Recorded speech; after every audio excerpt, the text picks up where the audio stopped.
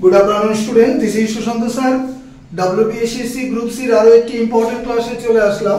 তো আজকের টপিকটা অবশ্যই ইংলিশ মক টেস্ট। দেখো আপকামিং ডব্লিউবিএসএসসি গ্রুপ সি তে প্রত্যেকেই জানো যে টোটাল তোমার 60 নম্বরের एग्जाम, তার মধ্যে 15 নম্বর অবশ্যই ইংলিশ, 15 নম্বর জিকে এবং 15 নম্বর কারেন্ট অ্যাফেয়ার্স, আর অবশ্যই 15 নম্বর ম্যাথমেটিক্স থাকবে। তো তার উপরই ক্লাসটা। তো যেহেতু আমি ইংলিশ পড়াই, ইংরেজির উপরই ক্লাস দেব এবং তোমার কারেন্ট অ্যাফেয়ার্স আর স্ট্যাটিক জিকে বা যাই বলো সেগুলো অবশ্যই অফলাইনে পড়ানো হয়। চলো ক্লাস শুরু করি। কি বলেছে দেখো, নাম্বার 1 প্রথমে একটা ভোকাবুলারি। দেখো শব্দটা হচ্ছে স্যাগাসাস, অনেকে উচ্চারণটা স্যাগাসিয়াস বলে, স্যাগাসাস উচ্চারণটা, যার বাংলা মানে কি, এটা সিনোনিম, যার বাংলা মানেটা হচ্ছে বিচক্ষণ, বুদ্ধিমান, বিচক্ষণ, এরকম টাইপের কাছাকাছি। তাহলে এখানে সিনোনিম যদি বিচক্ষণ হয় তাহলে সঠিক আনসার আসবে আমার ওয়াইজ, WISE। ওয়াইজ মানে জ্ঞানী, গুণী, বিচক্ষণ, ঠিক আছে, এরকম হতে পারে। নেক্সট দেখো পরের শব্দটা কি দিয়েছে দেখো, ম্যাগনানিমাস। তো ম্যাগনানিমাস শব্দটির অর্থ উদার প্রকৃতির, উদার। তাহলে এখানে কিন্তু অ্যান্টোনিম জানতে চেয়েছে। জেনারাস মানে উদার, নোবেল পজিটিভ শব্দ মহৎ, চ্যারিটেবল মানে দানশীল। তাহলে অ্যান্টোনিম বা বিপরীত কি নেবে, মিন। মিন মানে নিচ প্রকৃতির, তার মানে নেগেটিভ মিনিং, নিচ প্রকৃতির। তাহলে ম্যাগনানিমাস মানে কি বললাম, উদার প্রকৃতির, আর তার অ্যান্টোনিম নেবে মিন। মানেগুলো দুবার করে বলে দিচ্ছি। দেখো নাম্বার 3 কি বলেছে, এটা একটা এরর কারেকশন, একদম অর্ডিনারি। এবং WBP কনস্টেবল যেখানে 10 নম্বর ইংলিশ থাকবে সেখানে মানে তাদের জন্য কিন্তু ক্লাসটা ভীষণ উপযোগী, ঠিক আছে। দেখো কোশ্চেনের গায়ে কখনো লেখা থাকে না যে এটা এটা দেবে, এটা এটা দেবে না, তবে কোশ্চেনের লেভেল থেকে তোমাকে বুঝে নিতে হবে যে আজকের ক্লাসটা কখনই এসএসসি সিজিএল এ যে সমস্ত ইংলিশ দেয় একটু না অনেকটাই হাই লেভেল বা MTS, সেখানে কিন্তু আমি বলতে পারি যে আজকের কোশ্চেনগুলো তোমার WBP কনস্টেবল বা এসএসসি গ্রুপ সি উপযোগী, ঠিক আছে। ওই সমস্ত ক্লাসও আমি দেই, সকলেই জানে। নাম্বার 3 কি বলেছে, she is senior then me by 5 years in the office. মানে বুঝতেই পারছো যে অফিসে আমার থেকে তিনি 5 বছরের বড়, তাই না, মানে 5 বছরের ধরে বেশি চাকরি করছে, এরকম হতে পারে। বয়সে নাও বড় হতে পারে, এখানে 5 বছরের সিনিয়র মানে আমার থেকে 5 বছর আগে ঢুকেছে, এরকম। যাই হোক সেটা অন্য প্রসঙ্গ।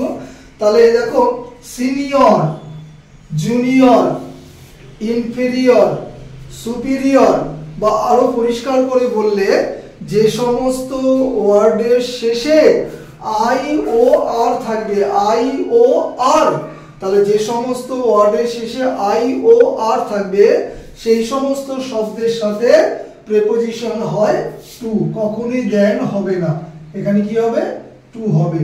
তাহলে আমার প্রথম পার্টে ভুল আছে। তবে সকলেই জানি সিনিয়র, জুনিয়র, সুপিরিয়র, ইনফেরিয়র এই চারটের মধ্যেই মানে দেয় যদি এরকম টাইপের এরর কারেকশন থাকে। নেক্সট দেখো 4 নম্বর একটা স্পেলিং টেস্ট, ভীষণ ইম্পর্টেন্ট। রংলি স্পেলড ওয়ার্ড খুঁজে নিতে হবে। তো ভুল বানান এখানে কোনটা আছে দেখো, আমি একটু শব্দগুলো বলি। সেপারেট, অ্যাকোয়েন্টেন্স, ডেফিনেটলি, বিলিভ, মানেগুলো বলে দিই তোমাদের সুবিধার জন্য। সেপারেট মানে আলাদা, সকলেই জানি এসি, দেখো PA এটা মনে রাখবে তাহলেই হবে। অ্যাকোয়েন্টেন্স খুব পরিচিত বানান, ঠিক আছে, বাংলা মানেও পরিচিত, অ্যাকোয়েন্টেন্স, ACQUAIN, কিন্তু এটা মনে রাখবে AIN, আর এটা রিডিং এর মধ্যে আছে টেন্স, ACQUAIN টা মনে রাখলেই হবে। ডেফিনেটলি DEFI, অনেকে কি করে DEFE লাগিয়ে দেয়, DEFINITELY, তাহলে ভুল বানানটা আছে বিলিভ, BELIEVE। দেখো ই এবং আই জাম্বেল হয়ে গেছে, ইটা আগে, সরি আইটা আগে আসবে, ইটা পরে যাবে, তাহলে BELIEVE। রিসিভ বানান কি, RECEIVE, মনে রাখবে এগুলো, ঠিক আছে। যাই হোক রিসিভ বানানো জানো, DECEIVE। আচ্ছা চলো 5 নম্বরটা কি বলেছে, একটা ভীষণ ইম্পর্টেন্ট অ্যাপ্রোপ্রিয়েট প্রিপোজিশন বা ফিল ইন দ্য ব্ল্যাঙ্কস এর উপর কোশ্চেন।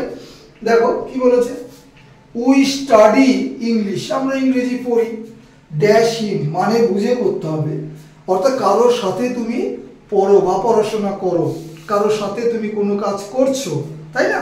তাহলে সঙ্গে বা সহিত এরকম একটা সেন্স বা মিনিং নিচ্ছে, এই কারণে এখানে সঠিক আনসার আসবে উইথ। তাহলে we study English with him, ঠিক আছে।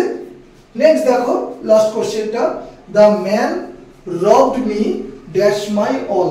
বলে না বলো 5 নম্বর আর 6 নম্বর দুটোই একটা ডাব্লিউবিপি, একটা তোমার যে কলকাতা পুলিশে দেওয়া, ঠিক আছে, প্রিভিয়াস ইয়ারে। যাই হোক, এই যে রব যে শব্দটা আছে না, যেমন রবার মানে কি ডাকাত, রব আরবি আর বিইডি হয়েছে, এটা পাস করবে। তাহলে রব মানে কি লুট করা বা লুণ্ঠন করা বা ডাকাতি করা, এর সাথে অ্যাপ্রোপ্রিয়েট প্রিপোজিশন আসবে, কিন্তু এর সাথে অ্যাপ্রোপ্রিয়েট আসবে অফ ও এফ, লুট করা, লুণ্ঠন করা, ডাকাতি করা ইত্যাদি। তাহলে পরপর দুটো, বিশেষ করে 6 নম্বরটা অ্যাপ্রোপ্রিয়েট প্রিপোজিশন, এটা হচ্ছে তোমার যে কনসেপচুয়াল মানে করে করতে হবে, আর বাদ বাকিগুলো তো একটা একটা করে আমি দিয়েছি। তো যাক 6টা 7টা 8টা যে কটা বোর্ডে ধরে আমি তার উপরই ক্লাস দেব। এখন ক্লাসটা রেগুলারলি হবে, যেহেতু তোমার যে দুর্গাপূজার শেষ হয়ে গেছে, ক্লাস শেষ করলাম। Have a good night.